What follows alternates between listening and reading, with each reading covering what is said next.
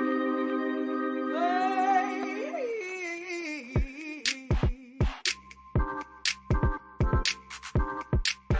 you work for the Catholic Church and want to avoid burnout, overcome parish dysfunctions, and put more souls in the pews, we're here to help. I'm Ty Hua, here with my co-host John Cons, and this is the Catholic Ministry Professional Podcast, a show that provides leadership development for Catholic churches. Each week, you can expect engaging discussions, expert interviews, and actionable advice to help you move Jesus' mission forward in your parish. Today is the final episode of our three-part series on how to work as a team. John, how are we doing? Good. I have an important conversation that we should probably have here on the air in front of all of our listeners. Are you ready for it? Yep. Okay. So I was listening to a podcast. My father-in-law was invited to be on an episode, and he was on the podcast. And when the podcast host came in, he came in like real hot, right? He goes, "Hey everybody, welcome to the podcast. This is blah, blah, blah," and he rattled on, and it was very clear, like, oh, this is his podcast voice, and it was good. It was engaging. And then my father-in-law came on, great conversation, but it was his normal voice. And my question for you is, do you feel like you have a podcast voice? I do. You do? You think you do? Do you think I have a podcast voice? You do. They're in every conversation that you have That's what I'm saying. Like, outside do of we need to? medium. You do.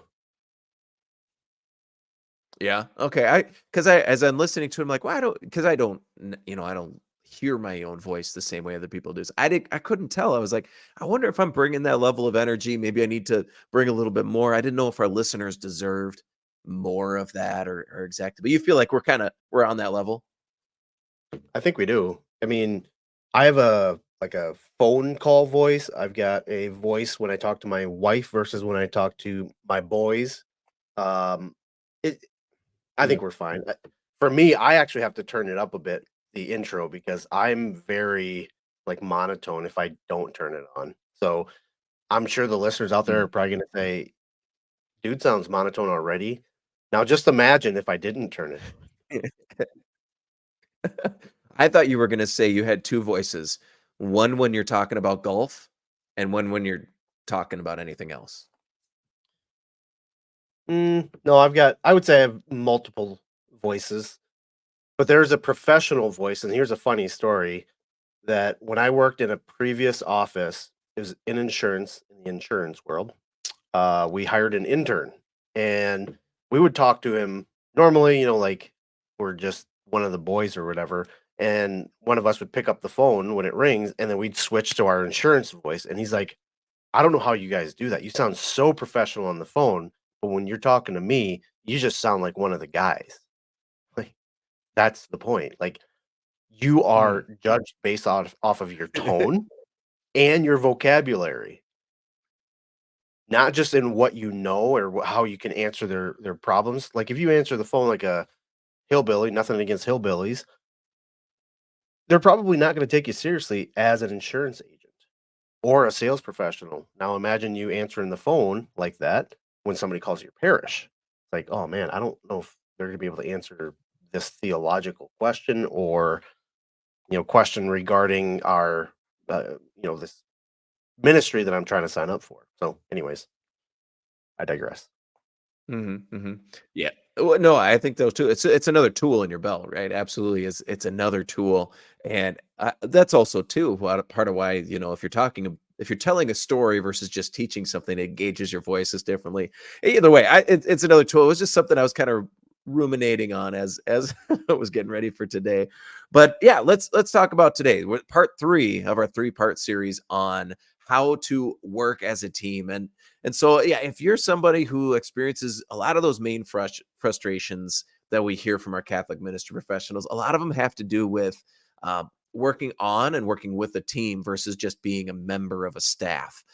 So if you feel like you're working on your own in your own little silo all the time, or you feel like nothing ever gets better about the culture of our workplace, or you feel like you're doing the same thing day in and day out, and you're not sure if you're making a difference, or even if you feel like you're competing against your coworkers for resources, this series I think can be a really helpful for us to figure out how we can begin to work together towards a common goal, we can see ourselves as a team implementing the mission of Jesus Christ in our parishes. So, just a little roadmap. If you haven't listened to the previous two episodes, I'd really encourage you to do that. The first episode, we talked about why it's important to work as a team, episode 72. There's these three key benefits that come with working intentionally as a team. In the second episode, the second part of this series, episode number 73, we talked about how to build rapport as a team, become stronger as a team, kind of feel that team dynamic a little more. We talked about 5 questions that you can work through as a team that'll help you to do that. And finally, today we're going to talk about how do you get stuff done as a team? How do we take something from idea to implementation to bear fruit for the kingdom? And we're going to go through 3 steps, 3 key steps that I believe are a part of that, that are a good rhythm for as a team getting things done. And so, everyone feels like, and the disclaimer I'd like to put out there is that I know we all feel like we're all too busy to take on a whole new thing, to start a whole new ministry, to start yada yada yada, whatever it might be. We all feel too busy. We're caught up in that whirlwind of the day-to-day work that we have to do that maintains the mission, that maintains the church. But what I'd like to throw out there as a disclaimer for this episode is that most of what we're going to talk about today, getting stuff done as a team, is more about establishing new habits for better work than it is necessarily about creating more work for our team members. Okay. So it's more about establishing new habits that allow us to do our work better than it is about creating more work. Because I think more than creating a new event, to create a better event, right? Habits that create better events, more than creating a new ministry. Well, let's create better habits, better rhythms for our ministries that allow us to implement and leverage the mission forward. That's more important than just creating a new event, creating a new ministry. And again, right, the old adage, many hands like make light work. So when you're looking at taking one idea and implementing it, yeah, that one idea might be too much for any one person, but if everybody is picking up their end of it, the many hands make light work. So that's kind of the frame that I want us to put our minds in. We're not trying to sell you a whole new thing or creating a whole new day in your work week or anything like that. But how can we intentionally work towards a common goal? And so I'm going to suggest 3 main steps to do that. One is to identify the goal. You got to have time to identify a goal, and some parameters for that is that it should be measurable, right? And there should be a deadline on it. We talk about SMART goals in the past.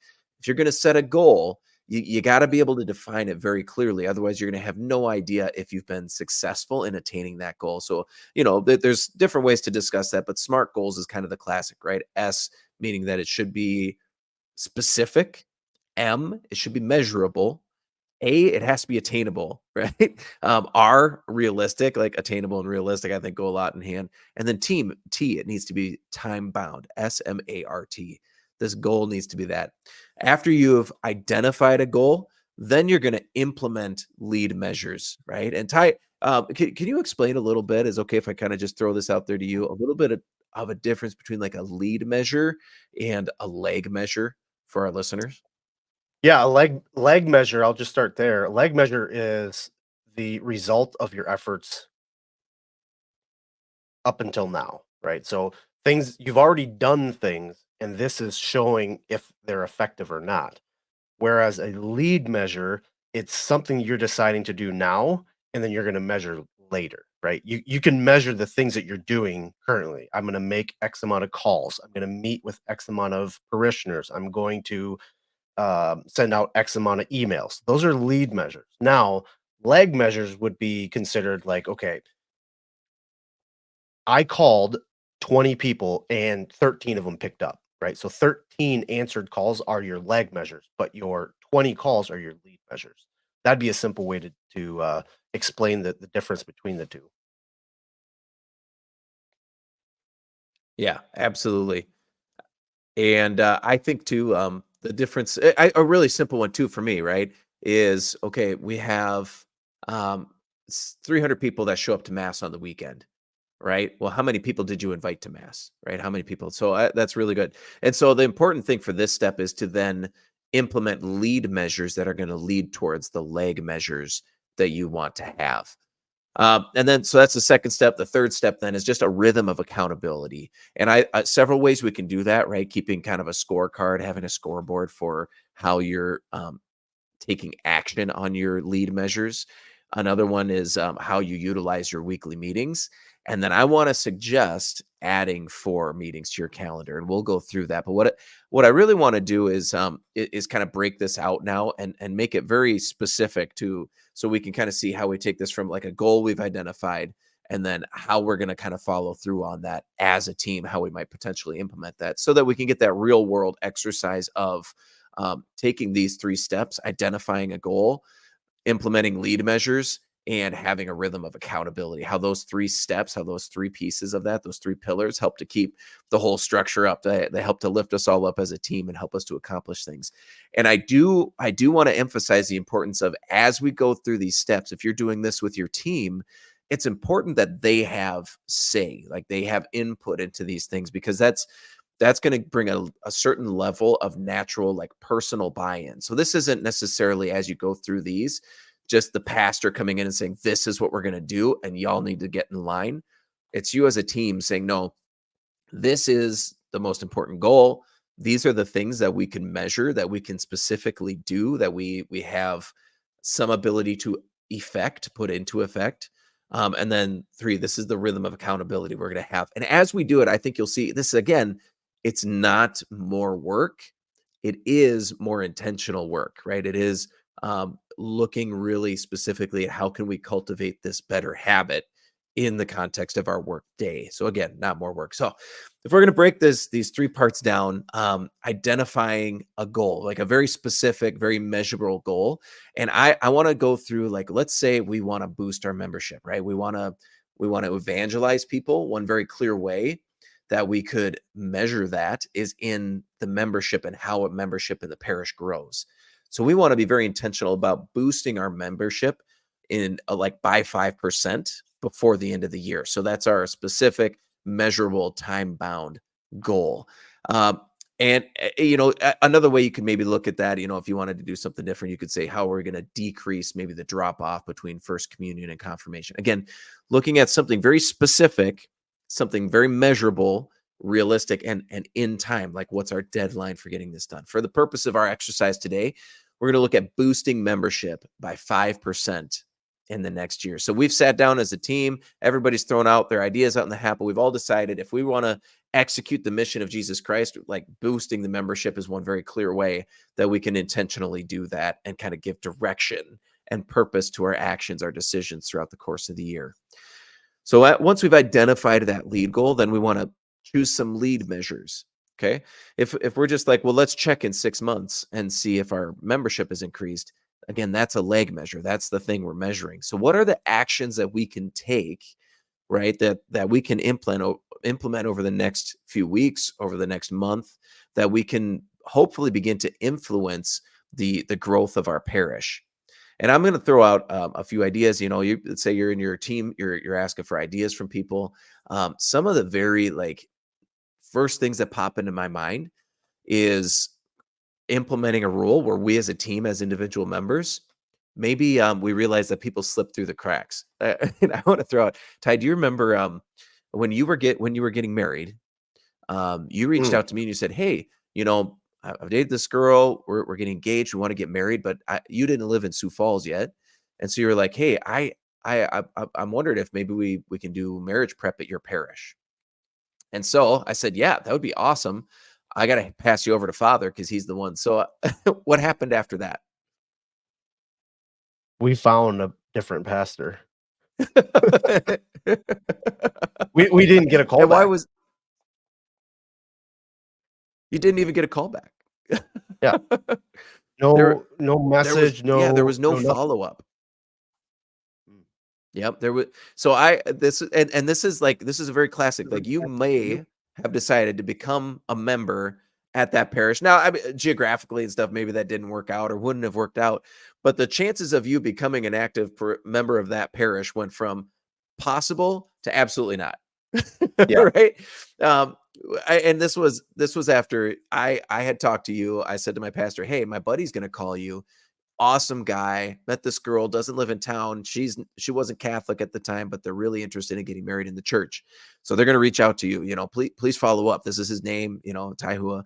Um, and then you called into him and never heard anything back. So this is like front loading everything that I can. This is one missed opportunity. So now it's not just you, but it's also your wife. It's also all the kids that you have for the perpetuity of forever, plus any people that you meet that you would potentially say, hey, why don't you come to mass with us? Or you've got a friend coming to town, you say, hey, I go to this church and I'd love it if you'd consider joining our church. Literally anybody connected to you now like that percentage chance of them coming to the church is entirely dependent on them being geographically located right next to our church. And so Mhm. I just thought that that's a classic example of a simple way that sometimes we let people fall through the cracks because they are not important for us to make a priority to follow up on. So a simple lead measure is implementing a callback rule. Hey, in the next 24 hours, if somebody reaches out to you, you need to call them back. Like we as a staff are going to make that a priority, that we engage people, that we make sure that they know they matter, and we are going to prioritize reaching back when they reach out. Now, there's any of a number of ways that you could do this. Maybe you're going to have contact cards in the pews. You have maybe one main parish email. You have phone calls that are routed through the main office, and she farms these out. This can happen when you've got people interested in baptism prep, wedding prep. Every call, like really considering about like what can we do to make sure that this happens, and you're going to implement this as a lead measure. Um, Now, I think several other things that can be a part of that is whenever you have these callbacks, you could implement 2 or 3 different questions that you for sure want to ask people like, hey, where's your home church? Would you like to come join us for worship? Really trying to engage that conversation. I think those could be some like sub levels of that one particular lead measure. Also, too, if we're looking to boost it, maybe we also try to do something like asking parishioners and training parishioners how to invite their friends, making it really simple. They can have a card they can hand out to say, hey, do you want to come to this major parish event? And when people show up to these events, again, there's a process for 24-hour or 3-day or a week long. Like, hey, if someone comes to an event and we can identify that they're new, we're going to follow up with them in X amount of days and invite them to come to church, invite them to join our church, ask them if they need help with one of their sacramental preps. That could be another one. And then maybe another third lead measure is every time we have important community events, we're going to just do a blanket mailing to everybody who lives in the surrounding community that lives right around in our geographical boundaries to say, hey, we've got this event. We'd love for you to join us. And then again, in that, you're probably going to have some kind of um, immediate action item response follow-up process. So in my mind, those are 3, like if you're trying to grow your parish, one of the most important things you can do is invite people to come, to show up, and to follow up when they reach out with relatively quick speed. Does that, I mean, is there anything obvious that you can think of too that's like would be an obvious lead measure we could throw out? I would say that the lead measures, we got to focus on what the goal is, right? So callbacks to 24 hours. I just think Mhm. it could be a lead measure, but for me and my background in sales and customer service marketing, that's just kind of a unwritten rule. Like you got to get back to people. I think the lead measure could be, like you said, let's start contacting people to invite them to our parish, right? Can we call 10 people that are not currently registered as members of this parish? Can we call 10 of them this week? Right. So that's 40 a month or 50 a month, depending on how many weeks are in that month.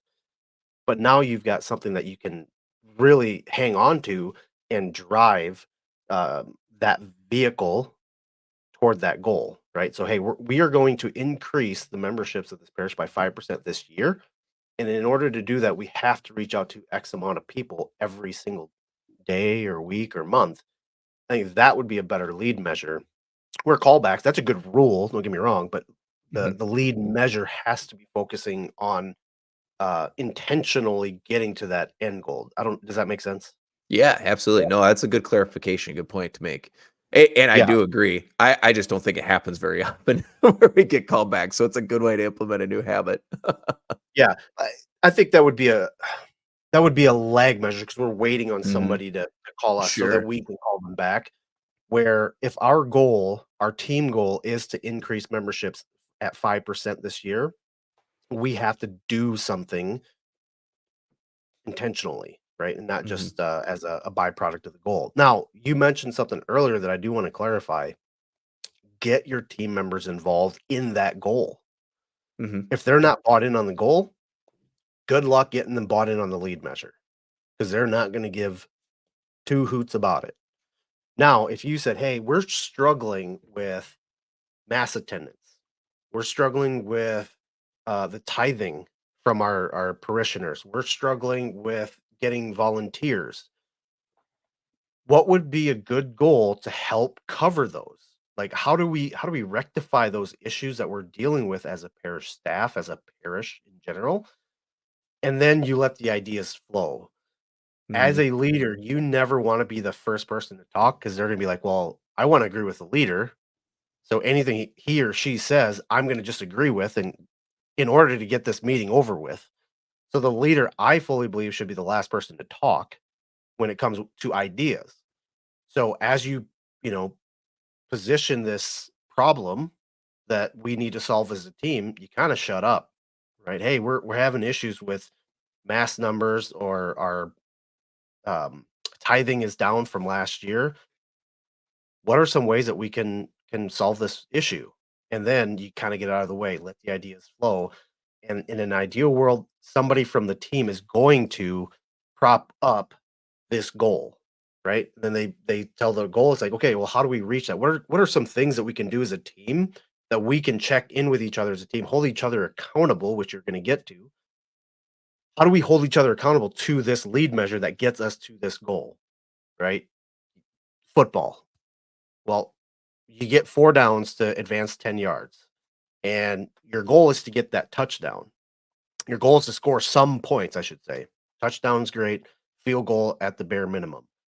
So, what are some things that we can do? Well, every play, we have to gain X amount of yards, right? If you gain 4 yards every play, you're probably gonna score a touchdown by the end of your, time of possession. So, going back to the goal and the lead measure, it has to coincide. It has to drive each other where we can't be very passive in waiting for somebody to do something, right? So in the callbacks, not to rain on your parade there, John, but in the callback, you're waiting for somebody to call you. Where with the lead measure that I'm proposing in this make believe scenario, we're calling people.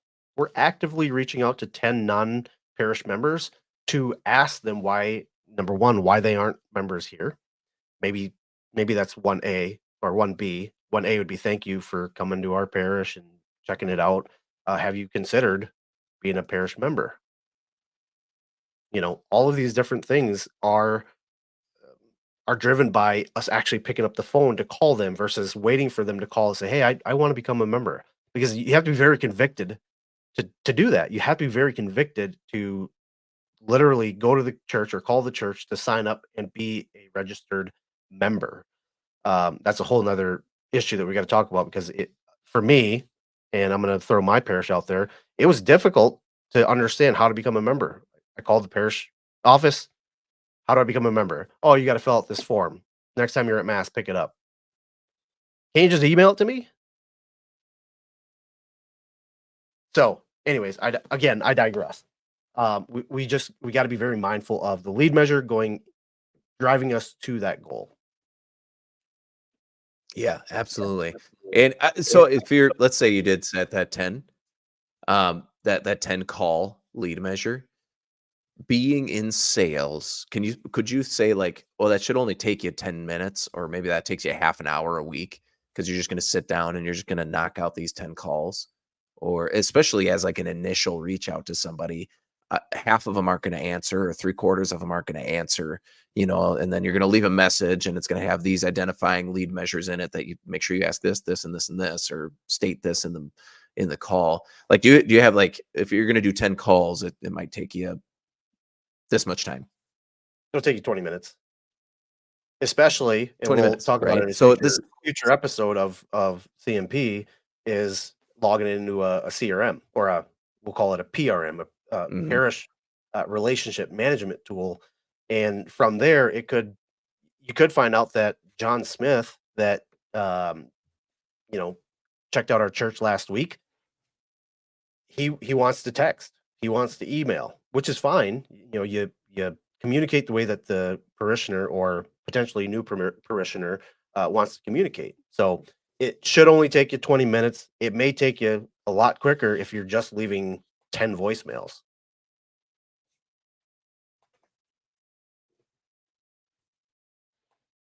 mhm, absolutely. Awesome. Well, thank you for that. So then I think moving up from there, then we kind of break open. Okay, if our goal is to increase our membership by 5% this year, our lead measure is really reaching out and calling people. Then we want to create what's our rhythm of accountability here, and we want to build that into the way we like the time we already meet. Maybe we need to add a few more meetings, but for sure, how we can do that. And I think a few ways that you can really create accountability for your team. One of those is to have a scorecard, right? And you got to ask people to, they got to be honest. Obviously, they got to do that. But if you've got something as simple as, did you call 10 people this week? How many did you call? And you can put that up. And Ethel called 10, but you only called two. That's a very clear scorecard. What that does is it motivates people because people like to win, and you can both see individually, am I winning? And you can then see corporately, are we winning on this task? And that's just like an immediate visual reminder of like where we are and what we're doing. That's one way. And then I would suggest, I think, and you can hold each other accountable in a weekly meeting, but you need to give each other permission to hold one another accountable, right? So it might just take 10 minutes to go through this, but to say, hey, looking at the scorecard, I can see that Joe and Sue and Ty, like you guys, you knocked out your calls. Ty, you actually did five more because it's tough to get you to shut up. I think you're looking for an excuse to talk. But Ethel, you didn't call anyone. So like, what happened this week? Can you help me understand why that didn't get done? And then Ethel's going to have an excuse for why she did it. And then you go, okay, well, you said you were going to do X. You didn't get it done. We know why not, but is there anything you need from us to help you get it done for this coming week, and even to make up what you missed for this week? So this is just an interplay of like you guys being on a team, and team members hold each other accountable, right? You mentioned football.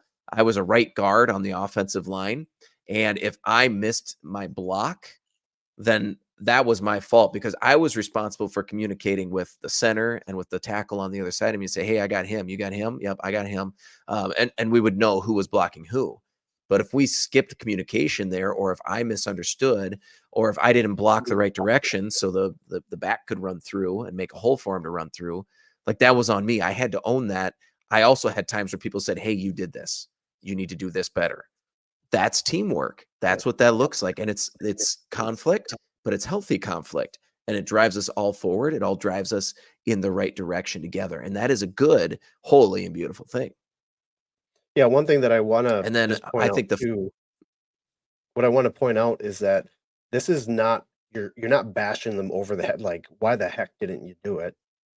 It is getting to that mhm. root cause of, is there anything that you need from the team in order for you to do this? Like, are you just inundated with, stuff that throughout the day that you can't pick up the phone?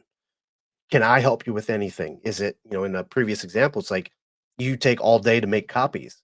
Well, maybe Sue has an hour here. I've got an hour here, or 30 minutes. I can help make those copies to open up a little bit of time for you to make those calls. So do not use this as a tool of toxicity, which is, all you're doing is you're ragging on your coworkers, or your fellow in the vineyard, so to speak. Do not do that. This is not what it's for. You need to be able to work with your team to get to that goal. And while that goal is important, it's the little steps in that lead measure that get us to that bigger goal. So do not use this as a tool just to rag on your fellow employees. Yeah, absolutely. Same team, same team.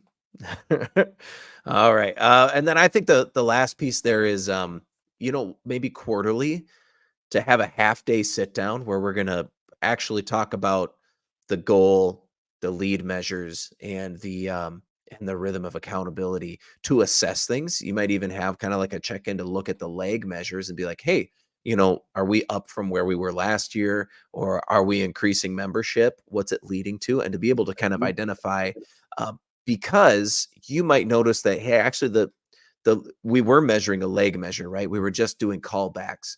But we're realizing actually, if we get in front of it and we call ahead, kind of as Ty was saying, somebody on the team might identify that and be like, maybe we should retool the way we're looking at this and see if that can have a greater impact. So it's good to have those sit downs and to really think about um, the lead measures that we've chosen and how they're leading to that desired outcome, how they're affecting the goal, and whether we need to, maybe we're really in, like, this has been really good and fruitful, so we need to actually change the way we structure our meetings so we can be more intentional, whatever it might be, to retool, refine the process. Or if we agreed to do this and we realize we're not doing it, maybe it's time to have a little come to Jesus meeting and realize that we need to kind of get back on each other and hold each other accountable to getting this done. So hopefully with all of that, this idea that we're not trying to add in a bunch of extra work, but what we are trying to do is create better habits that lead to the desired outcomes. Ultimately, the fulfillment of the mission that God has given us to make disciples, right? To teach them everything He commanded them, so that they can live in the fullness of the Spirit and the grace and like the truth of that the Catholic Church teaches. And with that, I think we can move on to the devil's advocate.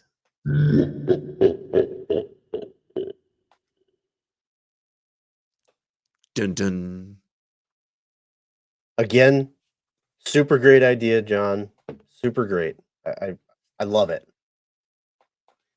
But what if I'm the only one in the parish that's interested in working as a team? Yeah, and like we've said, the last 2 episodes, we've had this exact same one, because I do think most people listening to this episode are gonna say, "Yeah, I want us to function more as a team, to identify goals and execute and do good work, holy fruit, to bear fruit." And yet, even though I want it, I don't feel like the team is at a point where I'm gonna be able to kinda get them on board with this. So, I will say, yes, this will be much easier to implement this team dynamic if you are the one in charge, if you're the pastor or you have a team under you that you can directly implement this with. But that said, even if the whole parish staff, the whole parish team isn't on board, maybe you need to find a way to model that success for the team, either individually implementing this, like setting goals, identifying lead measures, and then keeping track and holding yourself accountable. Maybe you can model that and then share the results of your efforts with your team in a way that says, hey, look what we're doing. Because I will say too, um, success is contagious. When you have joy and you feel like you're bearing fruit for the kingdom, that's contagious. So people, they're going to naturally be drawn into that. So if you can find a way to share it that's not braggadocious, is not boastful, but is just a sharing of the fruit and what God is doing, then you can start a deeper conversation about how could we maybe implement this as a team. That said too, in a larger parish, maybe you can't implement it as a large team, but you have your own, maybe staff of 2 or 3 coordinators underneath you, and you as a team within the team can actually implement these same ideas, identifying a goal, having leg measures or lead measures that you're going to act upon, and then having accountability. Also, if you just have a team of volunteers, even if it's your catechists and DREs, you can find a way to do this with them as well, where you are identifying goals and implementing lead measures and then holding one another accountable to that. So whatever it might be, I think there's subsets of the ways you can do this and model it so that hopefully it can be something that is spread out to the team that they kind of get wrapped up into. And finally, we never want to leave you without something that you can do today to take action on and get this process started. So, like I said, if you're a leader of a team, any team, Schedule a half day meeting and run them through these 4 steps. Just put it on the calendar and just go ahead and do it. Try to find a time where you can meet with them and you can have that conversation where they can voice, hey, these are the things I'm concerned about. And you can, as a team, dialogue about what goal would help you to leverage that forward the most effectively to take that next step forward in the mission. Then to be able to identify some lead measures that you can take action on. And finally, a rhythm of accountability you can hold one another to implement that. So find a team that is in your purview and just start to implement this in your own sphere of influence and see where that takes you over the next 12 weeks, and then start that cycle over the next quarter. Do it again. So I want to thank you for listening to the Catholic Ministry Professionals podcast. If you want to transform your parish through your work, but you're not sure where to start, you can download the free parish health assessment at catholicministryprofessionals.com/free assessment. It's just 36 questions. It only takes about 5 minutes. And then afterward, you will have a color-coded picture of your parish's health that you can use to fuel better conversations, prioritize better work, and become a better leader. You can email us at catholicminpros@gmail.com to share feedback. And finally, don't forget to text this episode to a priest or a friend in ministry that can benefit from it. And with that, we'll see you in the vineyard.